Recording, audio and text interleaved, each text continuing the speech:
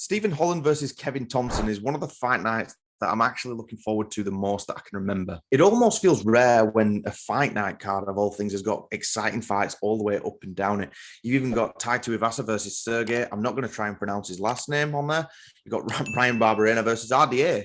You're an ex-champion. You've got ex-champions all over here.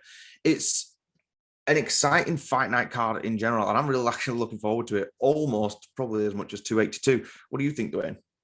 Yeah, I'm really, really excited for this. And Kevin Holland versus Wonderboy is a great fight to make. I do worry in some ways that maybe Wonderboy's kind of a sacrificial lamb for Holland, kind of like pushing back up that rankings and kind of reward him for getting battered by Hamzat and sort of saving that card. And I think it's a little bit unfair on Wonderboy, but I think he's going to put on a good fight no matter what.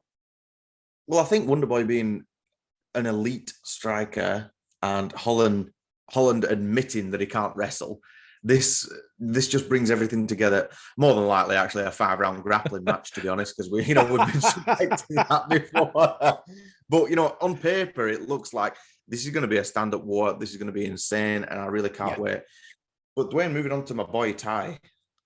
After you remember, people forget easily. Do you remember how actually back and forth him and Cyril Gane was? Like a lot of people just wrote Tai off for that, myself included, kind of. But he was throwing, so he's coming off that loss now. If he can beat Sergey, and obviously Sergey, he knocked out Derek Lewis in about a minute a couple of months ago. If Tai can do this, that really does bring him back up there. And it's not exactly a fall from grace. He hasn't fallen a hell of a lot, down the card. He isn't fighting unranked fighters anymore. But let's face it, who isn't excited for a Tai Tuivasa fight? I've never met one person, even people who don't watch MMA, they still tune in to watch his entrance. Yeah, 100%. Tai is so exciting, isn't he? Like you said, it wasn't some one-sided affair when he fought Gane. It was an incredibly exciting fight. And the second he dropped Gane, I was literally on my feet. I was so excited. I thought he'd done it. I thought he'd beat him. And then he's going to move up into the title picture. He's going to knock out Ngannou next, literally my dream. But, unfortunately, it didn't happen that way. And yet you're right. If he can get a win here, again, he's straight back up into that title picture because that heavyweight division is so exciting and there's so much going on at the top. You're literally just a couple of fights away from something big.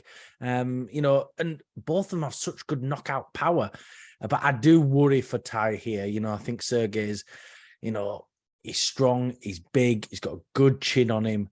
And, they've both... It's very dangerous for both of them, but I do worry about Tai a little bit more. Yeah, I mean, Sergey's only got the one loss, but I think maybe just the fan in me, maybe my bias is coming out now. You just want Tai to win. You want to see the shoeies. You know what I mean? You want to see him just be able to do it. It's like the kind of the dad bod figure. He gets the knockout and you're like, well, I can as well when I'm looking in the mirror at a capital P looking back at me. Brian Barberena as well versus RDA. That's going to be a great fight, I think, as well. Obviously, RDA is a little more seasoned now. I'll use that choice of words. It's just going to be an interesting fight. This fight night is one of them where, where you're scrolling through the fights to win and you go, oh, let's see, there's so-and-so on there, and there's so-and-so, and there's this. Yeah. And I'm like, this is actually pretty good. The only one I can remember that was stacked up and down is the Covington and Woodley card a couple of years ago. My God. Yeah, it's super exciting. And I'm really excited to see RDA as well. I love seeing him fight. I won't say I'm a massive fan of him, but it's always exciting. And I like that he freely moves up and down divisions. I think his last fight was at lightweight and now he's moving back up to welterweight. I think he always puts an entertaining fight. He's so well-rounded and I'm really excited for it. There's even Michael Johnson on here. I mean, I'm aware that Michael Johnson is the guy that can knock out Dustin Poirier, but then get 30-27 against an unranked fighter who's never fought before in his life. Yeah. But that's an unpredictability thing as well. As a fan, it's just what you tune in for, isn't it? I do think that's all we've got time for. Thank you for watching. If you can like, comment, subscribe, it really does help us out.